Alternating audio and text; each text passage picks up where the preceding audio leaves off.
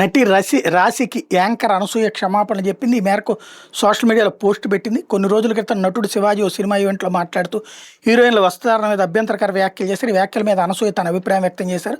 అయితే తాజాగా వివాదంలోకి నటి రాశి ప్రవేశించారు.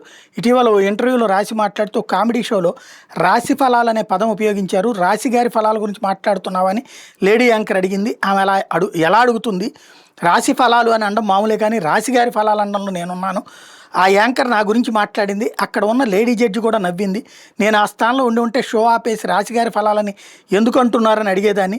కామెడీ చేయొచ్చు కానీ బాడీ షేమింగ్ చేయడానికి కన్న తల్లిదండ్రులకి హక్కు లేదు. దీన్ని లీగల్ ఇష్యూ చేద్దాం అనుకున్నా, అమ్మ వారించడంతో ఆగిపోయానని చెప్పారు. తర్వాత సదరు కామెడీ షో క్లిప్ సోషల్ మీడియాలో వైరల్ అవుతుండడంతో ఆ యాంకర్ అనసూయనని స్పష్టమైంది. దీంతో రాశి వ్యాఖ్యల మీద తాజాగా అనసూయ స్పందిస్తూ 3 ఏళ్ల క్రితం తెలుగు సరిగ్గా రాని తనం మీద చేసిన స్కిట్లో మీ పేరును ఉపయోగించి నా నోట్ డబుల్ మీనింగ్ డైలాగ్ చెప్పించారు. అది రాయించి డైరెక్ట్ చేయించిన వ్యక్తుల్ని ఆ రోజు నేను నిలదీసి ఉండాల్సింది. కానీ అప్పటికి నాకున్న శక్తి అందుకు సహకరించలేదు. ఇప్పుడు వెనక్కి వెళ్ళి దాన్ని సరిదిద్దలేను.